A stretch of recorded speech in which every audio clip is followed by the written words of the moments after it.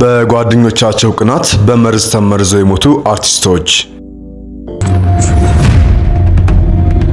ህመማቸው ተደብቆ ገና በለጋ እድሜያቸው የተቀጠፉ አርቲስቶች ከጀርባቸው የተደበቀው ሚስጥር፣ ተፎካካሪያቸው ያሴሩባቸው ሴራም ሲጋለጥ፣ የአንዳንድ ሰው እጣ ፈንታ መጨረሻው ለሐዘን እንጂ ለደስታም ሳይሆን ይቀራል።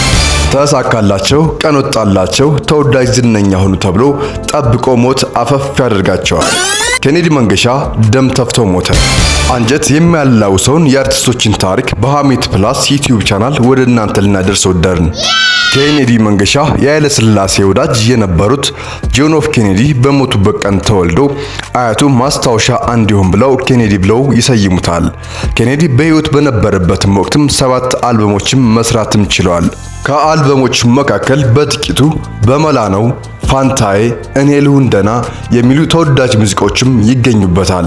በመንፈሳዊ ሕይወቱም ጸሎተኛ፣ ቤተክርስቲያን የሚያገለግል፣ ያለው ለድሃ ያካፈለ መርዳት ብቻም ሳይሆን መንገድ ላይ የሚለምኑ የጎዳና ተዳዳሪዎችም ጋር ሳይሳቀቅ መሬት ላይ ቁጭ ብሎ እያወራ እያጫወተ ጓደኛም የሆናቸው ነበር። ብዙ ሙዚቃን አብረውት ይሰሩ የነበሩት አቀናባሪዎች፣ የግጥም ዜማ ደራሲዎች ስለ ኬኔዲም ሲናገሩ ዛሬ መኖር እንጂ ስለ ነገ የማይጨነቅ ባለው በልቶ ካለው አካፍሎ ተዝናንቶ ገንዘቡን በትኖ ሲነጋ ግን አዲስ ሕይወት የሚጀምር ነው ይሉታል። ጣራና ግድግዳው በወርቅ በሚሰራው ገንዘብ ተቆልሎ ቢመስልም ተራራ በከፋው ጨለማ በዚያ በሞት መንገድ ተከትሎ አይሄድም ሀብት ስጋ ዘመድ ተብሎ የዘፈነውም ኬኔዲ ከአኗኗሩ የሞቱን ቀንም ቀጠሮ ቀድሞ የሚያውቅ ይመስላል። ኬኔዲ አሟሟቱ አወዛጋቢ ነበር። አንዳንዶቹ ጓደኞቹ፣ የሥራ ባልደረቦቹ ኬኔዲ ብርድ ያስቸግረው ነበር፣ የቆየ ህመም አለበት ይላሉ።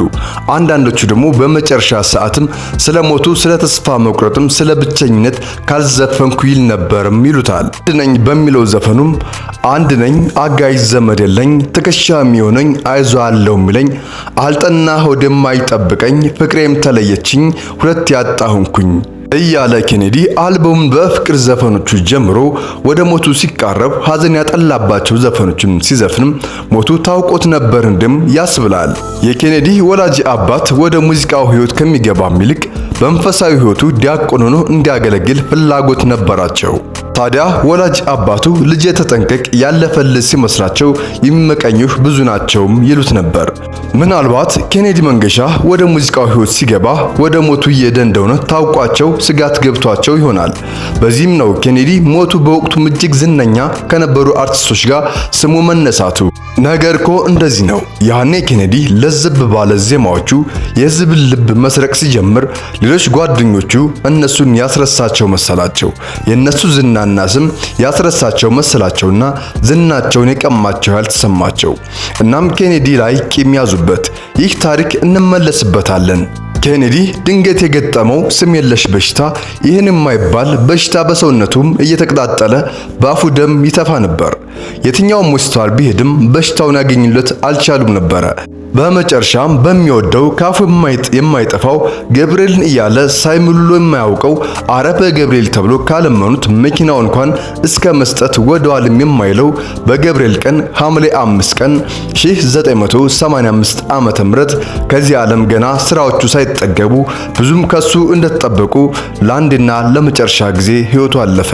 በነገራችን ላይ ኬኔዲ መንገሻ የተወለደው በ1955 ዓመተ ምህረት ነበር ውልደቱ። በዚያን ጊዜ ያን አንድ ፍሬ ድምፃዊ ማን ገደለው?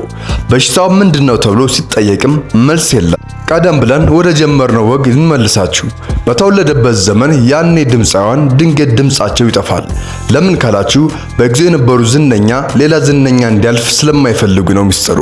ብቅ ሲሉ ወይ ድንገት ሞቱ ይባላል፣ አሊያም የሙዚቃ ስራቸው ለሕዝብ እንዳይደርስ ብዙ ሴራም ይሰራባቸው ነበር። በዚህም ተስፋ ቆርጠው ሙዚቃ የሚሉትን እርግፍ አድርገው ከተው ደህና፣ ካልሆነ ግን ድንገት ሞቶ የሚባል ዜናም ይጠብቃቸው እንደነበርም ይነገራል።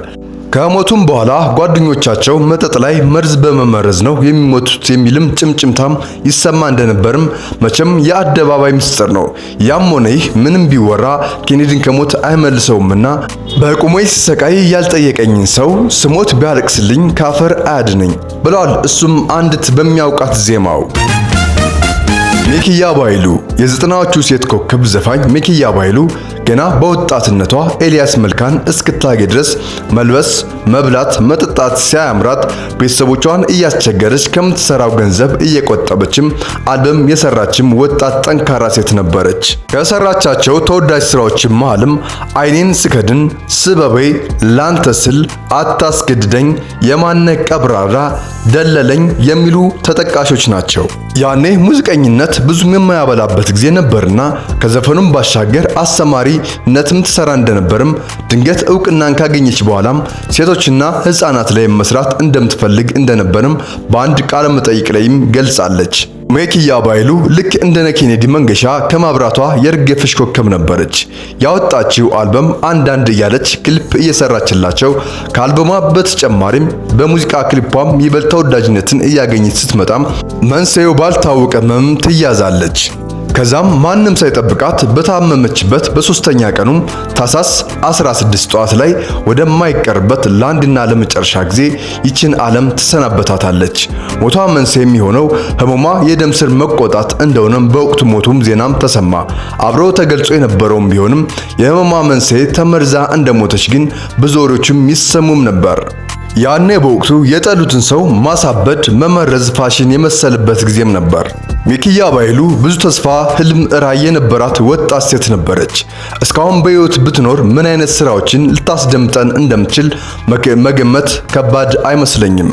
በጎ ጥሩ የሚያስበው አይቆይም ይባላል አይደል? ከፈጣሪ ጋር መገዳደር አይሆንብኝ እንጂ ፈጣሪ ደግ ደጉን እየወሰደ ይችን ዓለም እንዴት ትሆን ይሆን ብላችሁ አስባችሁ ታውቃላችሁ? እስኪ ሐሳባችሁን ኮሜንት ላይ አስቀምጡልኝ።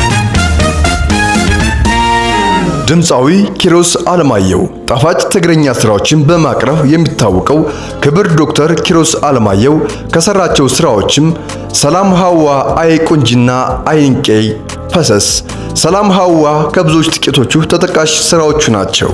ያኔ በደርግና በህወሓት በነበረው ጦርነት ወቅትም የትግራይ ዘፋኝ በመሆኑ ብቻ ብዙ ጊዜ ይታሰር እንደነበርም አረ እንደውም ልረሸንም ሲልም ለአብዮቱ ፕሮፓጋንዳ እንዲያግዘን በሚል ሐሳብ ነበር ህይወቱ የተረፈችው። ታዲያ ይህ ተወዳጅ የትግረኛ አቀንቃኝ ባለቤቱ አሟሟቱን ስትገልጽም ባሏ ሞቶ ወደ አባቷ ቤት ሄደው ባለቤቱ 12 ቀን እቆያለሁ ብላ እሱ ሰልስቱን አሳልፎ ወደ መኖሪያ ቤቱም ይመለሳል። ከዛ ግን ብዙም ሳይቆይ ሞተ ተብሎም ይደወላታል። እሷም ወደ መኖሪያ ቤታቸው ትመጣለች። ባልቻ ሆስፒታልና ጥቁር አንበሳ ሆስፒታል ሕክምና ቢደረግለትም ግን ድምፃዊውን ማትረፍ አልተቻለም። በጥቅምት ወር 1986 ዓ.ም እሱም ከዚህ ዓለም በሞት ተለይቷል። እንደ ሚኪያ ባይሉና ኬኔዲ መንገሻ እሱም ከሞተ በኋላ በመርዝ ነው የተገደለው የሚሉ ወሬዎችም መሰማት ተጀመሩ። ታዲያ እሱ እንጂ ስራዎቹ ያልሞቱት ኪሮስ በስሙም ቤተ መጻሕፍት ተቋቁሞለትም ሲሆን ከመቀሌ ዩኒቨርሲቲም የክብር ዶክተሬትም አግኝቷል። በቅርቡ የህይወት ታሪኩን የታተመለት መጽሐፍም ተጽፎ ለሕዝብ ይፋም ሆኖለታል። ሶስቱም ነፍሳቸውን ይማራቸውና እነዚህ ውድ ድምፃውያኖችን ወደማይቀርበት ዓለም ከመሄዳቸው በፊት የአሁኑ ትውልድ ሳይቀር ወዶና ተማርኮ የሚያዳምጣቸው ዘመን ተሻጋሪ ሙዚቃዎችም ስራዎችም ሰርተው አስረክበዋል። ሙተው እንኳን አዲሱ ትውልድ ግን ዛሬም ወደፊትም የነሱን ዘመን ተሻጋሪ ሙዚቃዎችን ትውልድ እነሱን ግን ሁሌም የማይረሳቸው የሚያደንቃቸው ስራቸውን እያደነቀ ዘመን ተሻጋሪ ስራቸውን እያዳመጠም ይቀጥላልኝ። በወጣትነታቸው ምድርን የተሰናበቱ 3 እንቁ ድምፃዎችን ዘከርናቸው። ሐሳብ አስተያየታችሁን እንዲሁም ስሜታችሁን ሐሳብ መስጫ ላይ አስቀምጡልን እያልን በቀጣይ የተሻለ ቪዲዮ እስከምንገናኝ ሰላማችሁ ብዝት ይበልን፣ ቸር ቆዩልን እያልን እስከዛው ይህን ቪዲዮ ጋበዝናችሁ።